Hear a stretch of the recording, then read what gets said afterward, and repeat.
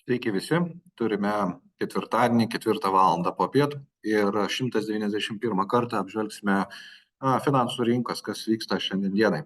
O įvykių iš tiesų yra daug įdomių, e, nes praktiškai visos finansų rinkos pasiekė ta didžioji dauguma didžiųjų finansų rinkų pasiekė savo rekordinės aukštumas. Ir kai kurios tai padarė po labai labai ilgos pertraukos. Na ir tęsim savo apžvalgą. Tai apžvalgą vedu aš, Marius Dubnikovas. Dabar kas buvo svarbu, tai iš tiesų šiandien buvo paskelbta eurozonos pirkimų vadybininkų indeksas už vasario mėnesį. Dar vasaris nėra pasibaigęs, bet tai yra išankstinis rodiklis.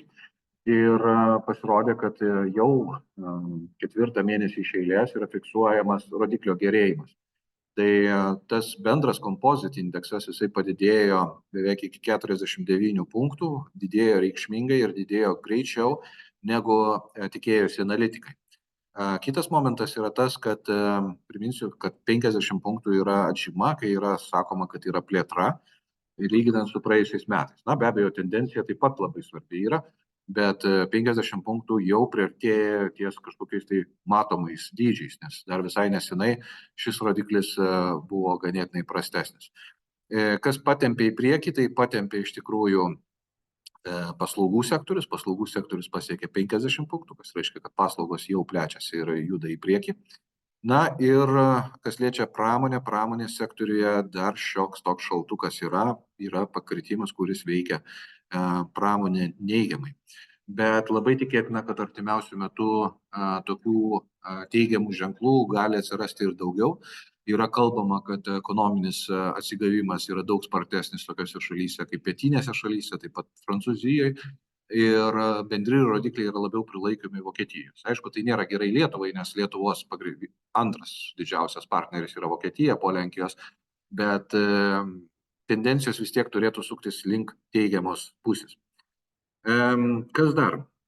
Europa šiandien fiksavo rekordinės aukštumas, čia matote Vokietijos akcijų indeksą už paskutinius 10 metų, kuris per paskutinius 10 metų paaugo daugiau negu 70%. Ir paskutiniu metu tas augimas jisai tik tai spartėja. Tai pavyzdžiui, nuo 22 metų, kai prasidėjo karas žemumos, jisai išaugęs beveik 50%. Na ir kaip minėjau, pats įdomiausias įvykis, tai galima sakyti, kad mes stebime vis tik tai istoriją. Istorija yra todėl, kad šiandien po 35 metų pertraukos Japonijos finansų rinka pasiekė naujas aukštumas, kurios buvo fiksuotos tik tai 1989 metais. Tai po burbulo, kurį išsipūtė per ganėtinai trumpą laiką prieš technologinės krizes, vėliau tas burbulas sprogo labai stipriai ir ilgus metus Japonija kaip rinka merdėjo. Ir to augimo buvo labai sunku žvelgti, nes žvelgiant į ilgesnius grafikus matėsi, kad problemas yra labai didelis. Žinoma, per paskutinius 14-15 metų indeksas padidėjo kone 4 kartus, kas yra labai labai dideli tempai. Bet tai yra psichologinės riba, kur pasiektos naujos aukštumos, kurių niekada nematėme ir nematėme net 35 metus. Tai kai kurie, tarkime, net gimę nebuvo investuotojai, kai indeksas buvo aukščiau negu realybė, negu dabar. Tai labai svarbus taškas, praktiškai numirgėjęs per visas žiniasklaidos priemonės, kad šiąnakt Lietuvos laiku ta prekyba davė teigiamus rezultatus. Priežastys technologinės kompanijos vedlys yra Nvidia. Nvidia kaip bendrovė paskelbė savo veiklos rezultatus ir pelnai gerokai viršijo analitikų lūkesčius, vienas dalykas, ir antras dalykas, kompanija paskelbė, kad pasiekė didžiulį proveržį, kaip jau sakė, dirbtinio intelekto kūrime. Tai suteikė įmonėje šūvį į viršų ir ši bendrovė labai stipriai timtelėjo ir pačius akcijų indeksus į priekį. Tai technologinės bendrovės toliau išlieka lyderėmis, bekeičiančiomis pasaulio nuotaikas ir džiugu pasakyti, kad Kompensos fonduose ši kompanija taip pat egzistuoja. Pačioje prezentacijos pabaigoje parodysiu kuriuose fonduose jinai buvo ir dėl ko mūsų valdytojai taip pat sugeba iš to gauti naudos mūsų klientams.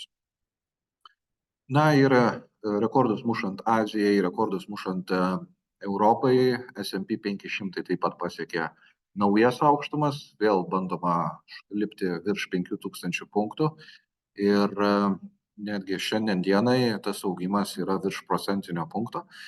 Tai jeigu tokios nuotaikos išliks, galime kalbėti apie tai, kad žiūrėkime ir testuosime 5100 punktų, kas dar ganėtinai nesenai buvo, sakykime, ganėtinai, kaip pasakyti, sunkiai tikėtinas atvejis arba mažai tikėtinas atvejis. Priežastys yra kelios, tai vėlgi įmonių rezultatai gerėjantis, vartotojų pasitikėjimas augantis, darbo užimtumo rodikliai puikus ir visa tai vyksta priešaušryje, kai yra tikimasi bazinių palūkanų mažinimo. Tai buvo tikimasi, kad tai bus daroma jau kovo mėnesį Jungtinėse Amerikos valstijose, dabar dėka tų puikių rezultatų šis laikas yra stumiamas į priekį.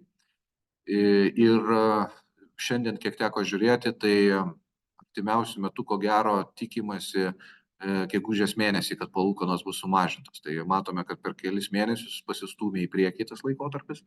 Europoje tikėtina, kad tas laikotarpis irgi bus labai panašus. Tai yra gegužė, birželio mėnuo, kai palūkanos po truputį galėtų pradėti mažėti, taip įliejant papildomą optimizmą, nes tiek įmonėms, tiek vartotojams, gyventojams kaštai iš tiesų juntamai galėtų mažėti, nes tik priminsiu, kad prognozijos yra šiais metais priklausomai nuo rinkos, kad palūkanos galėtų mažėti tarp 1 procentinio punkto ir 1,5 procentinio punkto.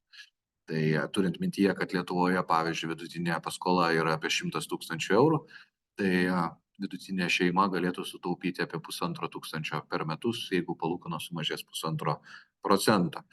Bet reikia pabrėžti, kad efektas viso šito bus tik tai šių metų pabaigoje, jeigu vis tik tai palūkanos bus mažinamos gegužio birželio mėnesį, nes paskolos pagaliau yra peržiūrimus ir tas mažinimas nebus labai staigus, jisai bus laiptuotas, ir tokiu būdu palūkanos turėtų leistis, taip gerinant finansinę aplinką. Kas dar? Tai, kad Jungtinės Amerikos valstijos šiek tiek nukėlė savo, sakykime, palūkanų mažinimo etapą, sustiprino eurą, iš euro pradėta tikėtis daugiau, euras pajudėjo vėl link savo įprasto lygio, apie eurą $1,09 centai. Kažkokių didelių svyravimų čia turbūt išvelgti negalima, bet valiutų kursai išlieka daugiau mažiau stabilus. Kas yra džiugu, tai dujos toliau pinga, dramatiškai pinga, matome, koks oras yra už lango, panašus orai ir dar šiltesni yra vakarų Europoje. Tai lemia, kad dujų kaina krito iki 23 eurų už megavatą, kas yra maždaug apie 25 centai už kubinį metrą. Tai tik galima prisiminti, kad dujų kaina yra lygiai tokia pati, kaip jinai buvo prieš pandemiją, kaip jinai buvo prieš dešimtmetį. O mūsų pajamos per tą dešimtmetį padidėjo daugiau negu 3 kartus, kas reiškia, kad ši žaliava mums kainuoja vis pigiau ir tai yra gera žinia. Tai yra gera žinia, kad sekantį sezoną greičiausiai matysime taip pat pigią energiją. Tuo labiau, kad Europa baigs šį šildymo sezoną su aukščiausiomis atsargomis, kokias tik tai turėjo per paskutinius 10 metų.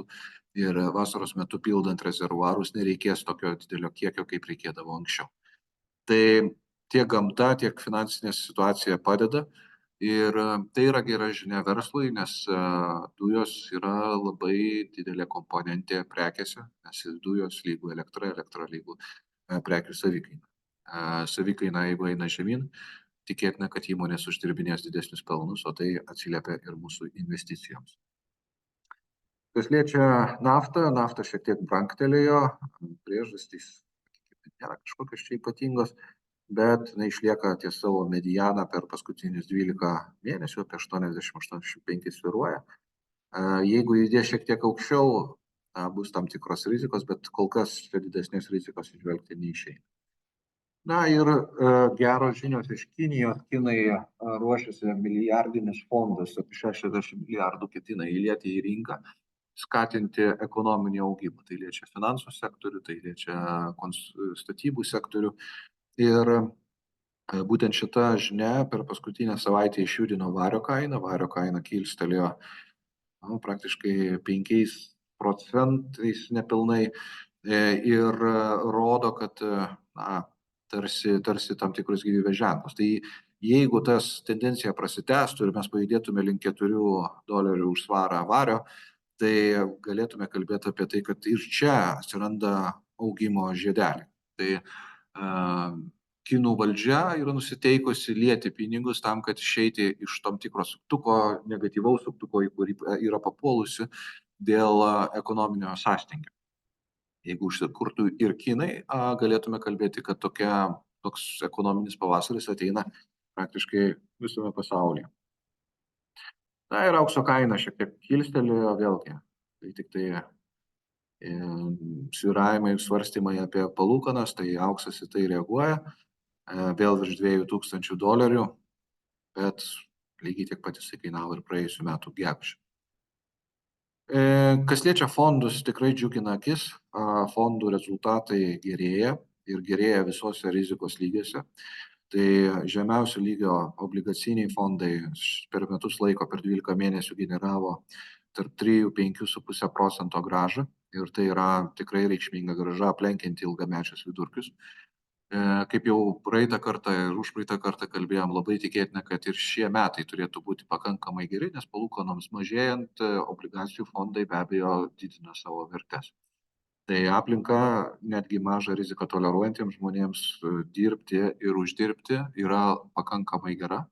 Tuo labiau, kad priminsiu, kad Lietuvoje yra tikimasi arti nulinės infliacijos ir didžiausio ekonominio augimo. Tai finansų ministrė yra sakiusi, kad šiais metais Lietuvai yra prognozuojama didžiausias ekonominis augimas ir mažiausia infliacija. Tai jeigu prieš tai turėjome priešingą situaciją, tai dabar galėsime šiek tiek atsipūsti.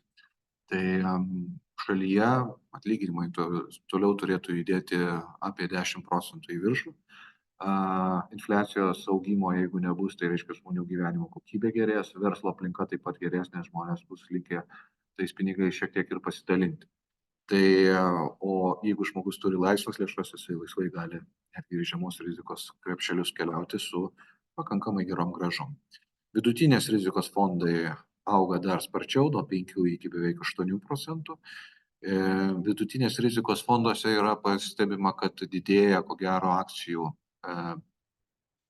dalis ir jinai tempia būtent rezultatus į priekį. Tai fondai, kurie turi didesnę akcijų dalį, kaip Psi kvadratas Globalami, jo grąža yra gerokai aukštesnė. Na, o Evli fondas, kuris greičiau persiorientuoja, gali pasigirsti dar greitesnė ir didesnė grąža. Na ir didžiosios rizikos fondai, čia rezultatai tikrai džiugint turėtų. Ne visi, aišku, tai yra tie, kas susiję su kinais. Jų augimas yra lėtesnis arba netgi neigiamas lyginant per šios metus, bet pagrindiniai fondai tai yra Jungtinių Amerikos valstijų, Europos, besivystančios Europos Avarono fondas, senasis mūsų fondas, kurį turime ganėtinai ilgai, auga virš 30%. Na, ypatingai mane džiugina, tai yra naujai pristatyti mūsų fondai, tai yra Centrinės Europos fondas, kurį valdo Vienna Insurance Group, tai yra mūsų akcininkų valdymo įmonė, bei žalesis fondas, kuris iš tiesų stebina šiais metais, tai yra per metus laiko paaugo 10%. Ir kas žaliesiems fondams yra iš tiesų labai daug, nes sutikime, žaliosios technologijos yra ateitis, bet jos susiduria su efektyvumo problemomis. Tai šie du naujieji fondai labai gražiai įsiliejo į rizikingų fondų paletę ir ypatingai Europos fondas 33%, šiuo metu tai yra daugiausiai augantis fondas mūsų bendroji grupiai. Na ir nauja kryptis, tai ESG kryptis, tai yra žalieji fondai, auga 10%.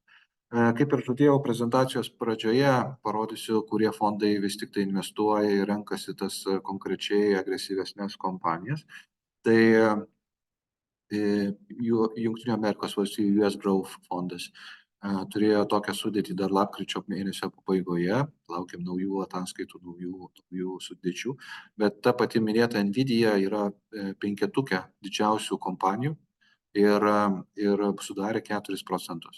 Na ir mūsų ESG fondas, kuris pagrindė investuoja į ETF-us, į kitus investicinius fondus, kurie pasižymi mažais kaštais, tai jisai yra šiek tiek praskiestas ir bendrovėmis, tiesioginėmis investicijomis ir 10-uke taip pat čia Nvidia ir yra, kas tempia šių fondų rezultatus. Tai džiugu pasidžiaugti, kad tos kompanijos, kurios yra minimos pasaulinėje žiniasklaidoje kaip tempiančios pasaulio indeksus į priekį, jos yra ir mūsų fondų sudėtyje ir į tai galime atsižvelgti.